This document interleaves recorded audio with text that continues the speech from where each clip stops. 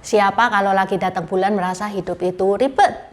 Tenang, kamu masih hidup di zaman yang enak. Zaman sekarang mah pembalut sekali pakai buang. Lah zaman dulu jangan dibayangin ribetnya.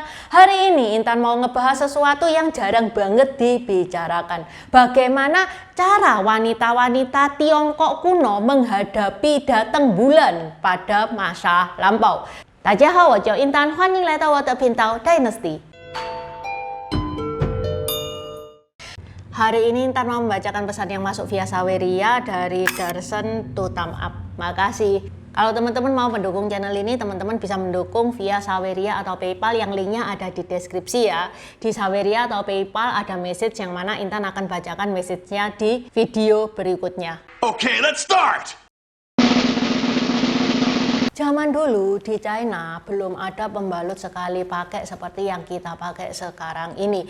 Jadi perempuan-perempuan Tiongkok kuno itu pakai apapun yang ada di sekitar mereka pada saat datang bulan. Sampai pembalut praktis ditemukan dan menjadi bagian hidup wanita pada zaman sekarang. Pada era manusia gua, cewek itu terkadang pakai spons laut atau pembalut sederhana jadi dari rumput dan tanaman pada saat mereka datang bulan. Menurut kajian sejarah material yang dirangkum dalam buku Tian Zhong Guang, Yu Xing Wei Sheng Yong Pin de Shehui Shi, yang mana kalau di bahasa Indonesia kan itu sejarah sosial politik kebersihan wanita.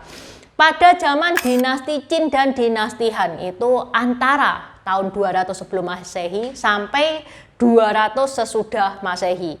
Perempuan itu biasanya ngisi kain putih pakai abu tanaman, habis gitu dipakai nih ya, habis dipakai abunya itu dibuang, kainnya itu dicuci lagi, dikeringkan, habis gitu diisi lagi sama abu tanaman yang baru, dijahit. Nah, seribet itu. Kenapa kok pakainya abu tanaman? Karena abu tanaman ini bisa nyerap cairan. Nah, ribet banget tuh ya. Itu nyuci kainnya itu pakai tawas loh, supaya kainnya itu kembali putih lagi. Nah, kalau orang-orang lebih ningrat nih ya, lebih kaya gitu ya. Mereka pakainya itu kertas kasar. Kertas zaman dulu pertama kali ditemukan itu kan kertasnya masih tebel-tebel. Kertasnya itu juga diisi abu tanaman, dipakai terus dicuci. Nextnya dipakai lagi. Kalau levelnya sudah sangat-sangat crazy rich, itu kertas cuman dipakai sekali pakai buang, karena mereka nganggep kalau kertas baru itu lebih bersih.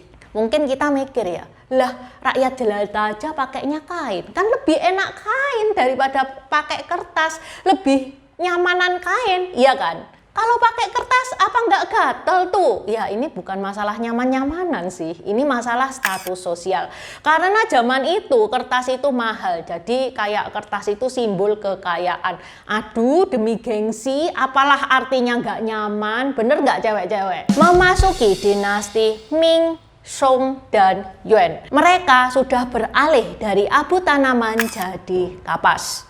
Karena sudah ditemukan kapas ya. Alasannya sederhana, karena kapas itu menyerap lebih banyak cairan daripada abu tanaman. Tapi metodenya tetap sama. Kain diisi kapas, dijahit, dipakai, habis gitu kapasnya dibuang, kainnya dicuci, dijemur, terus diisi kapas lagi, dijahit. Ya ini terobosan penting ya dalam evolusi awal pembalut wanita, meskipun masih sederhana banget. Terus gimana caranya supaya pembalutnya itu tidak bergeser? Zaman dulu kan celana dalam segitiga itu masih belum ada. Nah, ada yang namanya celemek kebersihan. Ya udah, itu kain panjang dibebet-bebet, dipeniti, pokok fungsinya supaya pembalutnya itu tidak bergeser. Enggak, jadi bukan nempel di celana dalam kayak sekarang ya, digantungin ke tubuh manusia. Ya memang sistemnya rumit banget ya, soalnya ya zaman dulu serba manual, nggak praktis banget, repot banget. Ya meskipun teknologinya itu sedikit lebih maju. Pada Perang Dunia ke-1 ditemukanlah serat kapas. Nah ini mulai evolusinya ini modern.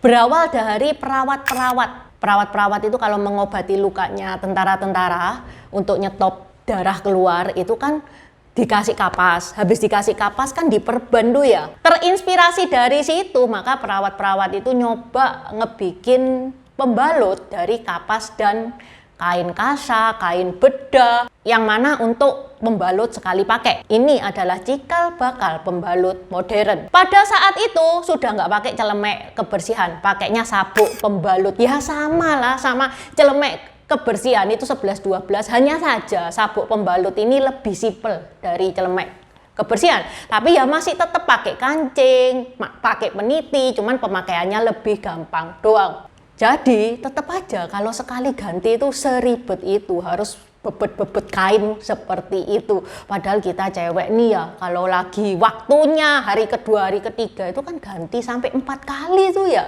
Nggak bisa bayangkan gimana kalau kita itu hidup di zaman dulu dah. Memasuki abad ke-20, tepatnya di tahun 1921, pembalut pertama sekali pakai diterbitkan oleh perusahaan Amerika Kimberly-Clark, yang mana ini perusahaan induknya Kotek. Dilanjutkan pada tahun 1927, Johnson & Johnson juga meluncurkan pembalut wanita sekali pakai, yaitu Modus. Pembalutnya lebih praktis, apalagi tahun itu sudah ditemukan celana dalam segitiga, sudah pakai karet, tapi karetnya itu elastisnya itu tidak sempurna kayak sekarang ya.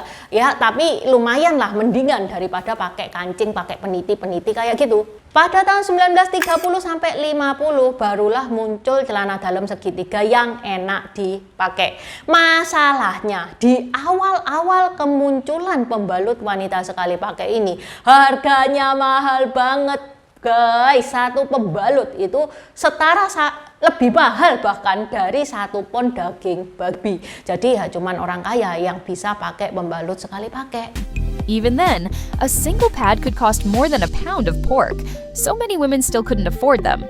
Pada tahun 1970-an, barulah pembalut wanita itu mulai bisa dijangkau oleh kalangan menengah dan menengah ke bawah. Kemudian terjadi evolusi-evolusi yang mana semakin dunia itu maju ya semakin enak. Ada pembalut dengan perekat, yang mana enak ya, bisa langsung nempel sama celana dalamnya. Kemudian inovasi lagi, dikasih wing, terus gitu ada yang tipis tapi daya serapnya tinggi. Inovasi-inovasi ini akhirnya membentuk pembalut seperti yang kita pakai sekarang, yang kita gunakan sekarang. Sekarang juga ditemukan natrium poliakrilat. Jadi ini bentuknya kayak serbuk, yang mana kalau kena cairan dia bakal menggelembung dan mengunci cairan di dalam. Sehingga dengan dipakainya natrium poliakrilat ini, pembalut itu nampung lebih banyak cairan, tapi tipis, tidak terlalu tebal, supaya enak dipakai. Hanya saja pembalut zaman sekarang itu tidak bisa ya dipakai 2 kali, itu tidak bisa. Karena yang pertama, natrium poliakrilat ini itu tidak bisa balik ke bentuk awal. Meskipun kan sudah menggelembung dia, dikempesin nih, cairannya dikeluarkan. Itu kalau dipakai lagi itu sudah nggak bisa nyerap. Itu yang pertama. Yang kedua, kalau pembalut modern ini dicuci, bakteri itu bisa masuk ke pori-pori, sehingga lapisan inti itu bisa jadi tempat tinggalnya mikroba, yang mana dijemur pun nggak mempan, nggak dijamin steril. Jadi kalau dipakai lagi itu lebih beresiko infeksi jamur, bakterinya juga naik drastis, yang mana memang pembalut ini kan memang didesain sekali pakai rusak buang nih ya. Jadi kalau dipaksa dipakai ulang ini bakal lebih bahaya daripada hemat. Jadi kalau Anda merasa haid sekarang itu ribet, ingat cewek-cewek zaman dulu itu menghadapi haid itu lebih ribet daripada sekarang. Sekarang mah kita tinggal pakai lepas buang. Dulu butuh effort, butuh waktu, butuh tenaga, butuh kesabaran. Beruntung banget kita lahir di era ini. Oke, sampai di sini dulu bahasan Intan hari ini. Terima kasih udah nonton channel ini sampai habis. Dukung aku terus berkarya dengan klik subscribe dan bunyikan lonceng di bawah ya guys.